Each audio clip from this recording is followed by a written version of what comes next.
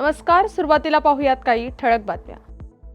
आता राज्यातील जमिनींची हिस्सेवाटप मोजणी अवघ्या 200 रुपयात होणार. चंद्रशेखर बावनकुळेंचा निर्णय. छत्रपती संभाजीनगर जिल्ह्याला सलग चौथ्या दिवशीही अवकाळी पावसाचा जबर फटका. डॉक्टर जयंत नारळीकरांच्या अंत्यदर्शनासाठी मुख्यमंत्री आणि उपमुख्यमंत्री सावित्रीबाई फुले विद्यापीठात. आणि सरन्यायाधीश भूषण गवई यांच्या मातोश्री कमलताई गवई यांचे अमरावतीत स्वागत. नमस्कार, मी इंदिरा. ठळक बातम्यानंतर आता पाहूयात सविस्तर वृत्त. राज्यातील शेतकऱ्यांच्या जमीन मोजणीबाबत मोठा निर्णय घेण्यात आलाय. आता शेतीची जमिनीच्या हिस्सेवाटप मोजणी शुल्कात मोठी कपात करण्यात आली असून आता राज्यातील जमिनींची हिस्सेवाटप मोजणी अवघ्या 200 रुपयांमध्ये होणार आहे. महसूल मंत्री चंद्रशेखर बावनकुळे यांनी हा महत्त्वपूर्ण निर्णय घेतलाय. पूर्वी 1000 ते 4000 रुपये प्रति हिस्सा असे आकारण्यात येणारे शुल्क आता अवघ्या 200 रुपयांवर करण्यात येणार आहे. त्यामुळे राज्यातील शेतकऱ्यांना जमिनीची मोजणी कमी खर्चात करता येणार आहे. पावसाला अवघे 15 दिवस बाकी असल्याने शेतकरी मान्सूनपूर्व मशागत करत असताना छत्रपती संभाजीनगर जिल्ह्याला सलग 4 दिवस अवकाळी पावसाने झोडपलंय. पैठणच्या थेरगाव परिसरातील शेकडो घरांवरील पत्रे उडून गेलेत, तर मोसंबी, पपई, आंबा, डाळिंब या फळबागांना मोठा फटका बसलाय. वादळी वाऱ्यामुळे कच्ची पत्र्याची घरे भुईसपाट झाल्याने छत्रपती संभाजीनगर जिल्ह्यात जनजीवन विस्कळीत झाल्याचं चित्र दिसून येत आहे. माझं शेडनेट होतं 1 एकरचं टोमॅटोचं पीक होतं त्याच्यामध्ये, आणि वादळी वारं काल 5 वाजता आलं. खूप नुकसान झालं. 10 लाख रुपयाचं पीक होतं माझं, ते पूर्ण नुकसान होऊन गेलं त्याच्यामध्ये. आणि काल 5 वाजता वादळ पाऊस आल्यामुळे केळी, डाळिंब, टोमॅटोचं पीक होतं. 10 लाख रुपयाचं पिकाची फार नुकसान झाली. आता काय करतं, त्याला नाईलाज आहे. शेतकऱ्यासाठी काय आहे, पाऊस कधी बी नुकसानीचा ठरतो. त्याला आता नाईलाज आहे. शेवट सरकारनं काहीतरी भरपाई द्यावा आम्हाला. ज्येष्ठ खगोलशास्त्रज्ञ डॉक्टर जयंत नारळीकर यांच्या निधनानंतर आज त्यांना श्रद्धांजली वाहण्यासाठी मुख्यमंत्री देवेंद्र फडणवीस आणि उपमुख्यमंत्री अजित पवार पुण्यातील सावित्रीबाई फुले पुणे विद्यापीठात आले होते. दोघांनीही डॉक्टर नारळीकर यांच्या पार्थिवाचे अंत्यदर्शन घेत त्यांच्या कुटुंबियांचं सांत्वन केलं. यावेळी त्यांनी नारळीकर यांच्या भारतीय विज्ञान क्षेत्रातील योगदानाचे स्मरण करून त्यांना आदरांजली वाहिली. भारताचे 52वे सरन्यायाधीश भूषण गवई यांच्या शपथविधीनंतर पहिल्यांदाच त्यांची आई डॉक्टर कमलताई गवई मंगळवारी त्यांच्या मूळ गावी अमरावती येथे पोहोचल्या. हा ऐतिहासिक क्षण संस्मरणीय बनवण्यासाठी रिपब्लिकन पार्टी ऑफ इंडियाच्या अधिकाऱ्यांनी आणि कार्यकर्त्यांनी अमरावती विमानतळांवर त्यांचं जोरदार स्वागत केलंय. डॉक्टर कमलताई गवई यांच्या आगमनाने संपूर्ण कॅम्पसमध्ये उत्साहाचं वातावरण होतं.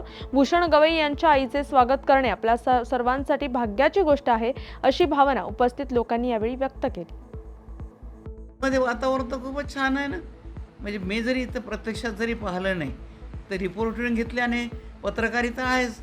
पत्रकारिता म्हणजे माझं ते त्याला शपथविधीपासून तर गोविंदभाऊ कासटनेच कटिंग आणून दिले मगाशी.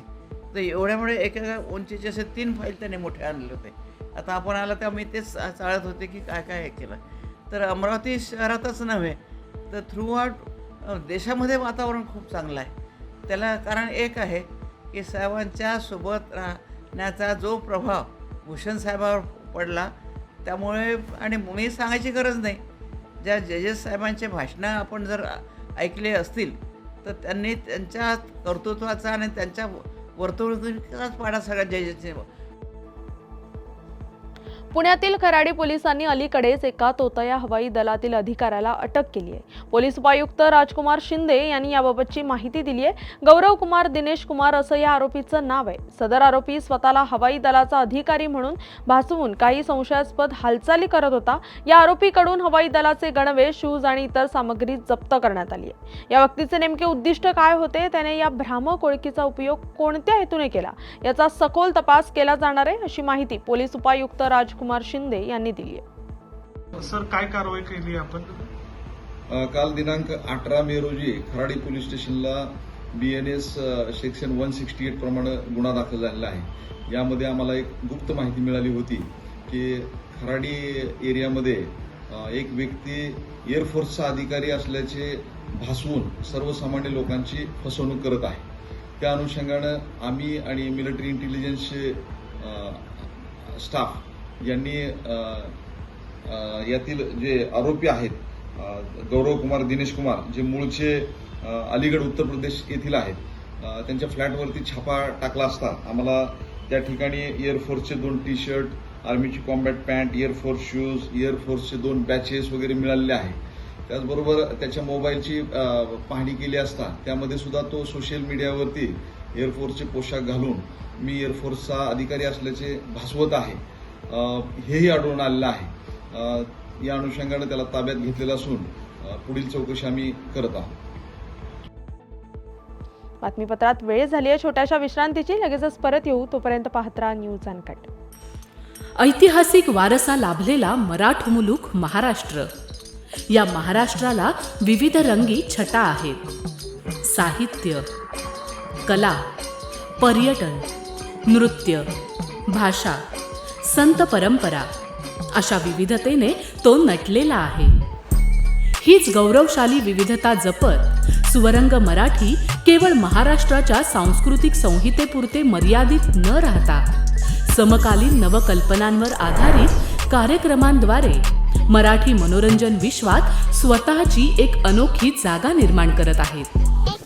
मराठी मनोरंजन क्षेत्रातील उत्तम दिग्दर्शक, लेखक आणि निर्मात्यांच्या प्रतिभेचा पुरेपूर वापर करून मनोरंजनाचा आगळा वेगळा रंग उधळण्यास आम्ही सज्ज आहोत. स्वरंग मराठीचे उद्दिष्ट मराठी मनोरंजन क्षेत्रामध्ये मनोरंजनाची वहिवाट सोडून, रूढीवादी पद्धती तोडून मनोरंजनाचा समृद्ध अनुभव प्रदान करून देण्याचा आहे. म्हणूनच यात विविध पद्धतीचे मनोरंजक आणि माहितीपूर्ण कार्यक्रम स्वरंग मराठीवर बघता येतील.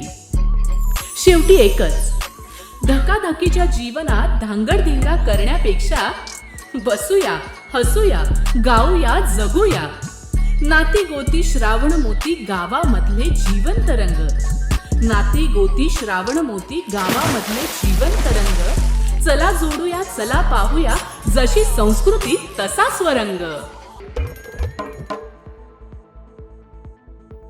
बातमीपत्रात पुन्हा एकदा स्वागत. आता पाहूया उर्वरित काही महत्त्वाच्या घडामोडी. अमरावती शहरचे नवनियुक्त पोलीस आयुक्त अरविंद चावरिया यांनी मंगळवारी सायंकाळी पदभार स्वीकारला.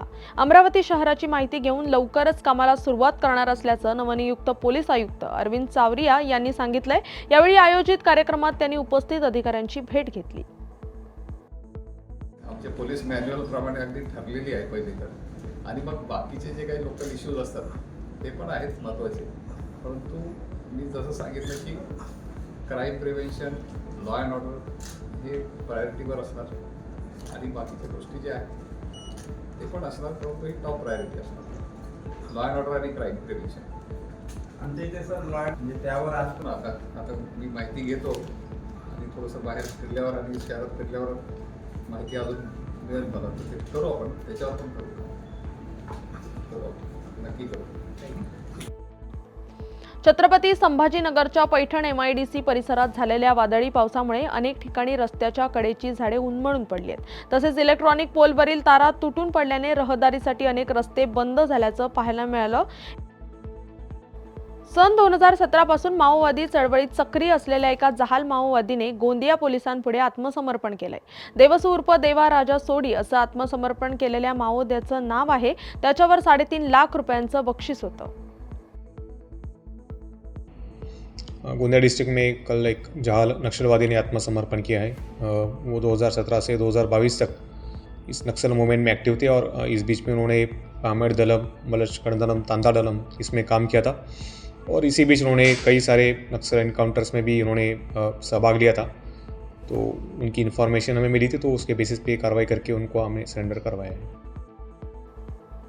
बातमीपत्रात वेळ झाली आहे छोट्याशा विश्रांतीची. लगेचच परत येऊ, तोपर्यंत पाहत राहा न्यूज अनकट. महाराष्ट्राला फार पूर्वीपासून अत्यंत गुणी खेळाडूंचा एक समृद्ध वारसा लाभलेला आहे आणि हा वारसा पुढे जपत प्रत्येक नवी पिढी आपल्या देशाला नव्या दमाचे नवे खेळाडू अजूनही देते आहे आणि यापुढेही देत राहील. क्रीडा विश्वातील हेच नाविन्य ओळखत आणि ते जपण्याचं उद्दिष्ट घेऊन सादर करतोय क्रीडेच्या जगतात एका नव्या दृष्टिकोनाने डोकावण्यासाठी एक हक्काचं ठिकाण, AJC स्पोर्ट्स.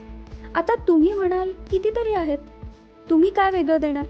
तर आम्ही घेऊन येत आहोत महाराष्ट्राचं पहिलं संपूर्ण मराठी स्पोर्ट्स चॅनल.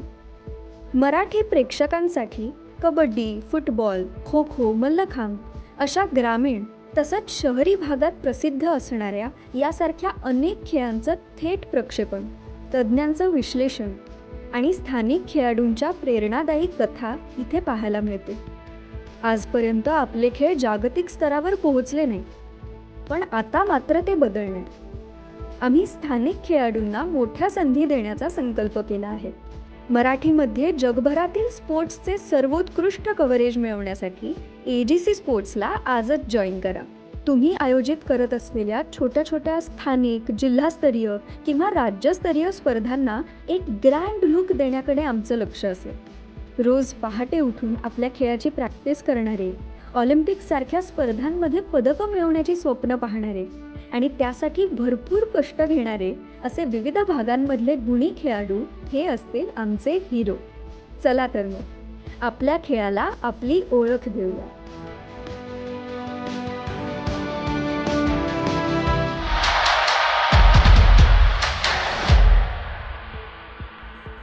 बातमीपत्रात पुन्हा एकदा स्वागत. आता पाहूयात उर्वरित काही महत्त्वाच्या घडामोडी.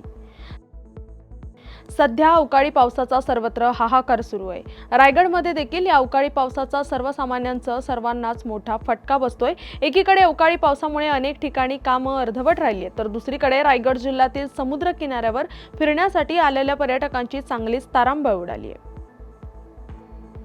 कर्ज घेऊन भात पिकाची लागवड केली. कापणीला आलेल्या भात पिकाची येत्या 4 दिवसात कापणी करून शेतीसाठी घेतलेल्या कर्जाची परतफेड करायची असं स्वप्न बघणाऱ्या शेतकऱ्यांचं स्वप्न वादळी वाऱ्यासह आलेल्या पावसानं भंग केलंय. भंडारा जिल्ह्यात काल वळवाच्या पावसानं जोरदार हजेरी लावली. याचा सर्वाधिक फटका बसलाय तो पवनी तालुक्यातील पहिला परिसरातील शेती पिकाला. वादळी वाऱ्यानं कापणीला आलेलं शेकडो हेक्टरमधील भात पीक अक्षरशः भुईसपाट झालंय. माझे नाव श्रीकृष्ण नत्तू फुलबांदे चोवा. आमचे नुकसान या पावसामुळे खूप झालेली आहे. वादळी पावसामुळे आमचे धान जमीन दोस्त झाले आहेत.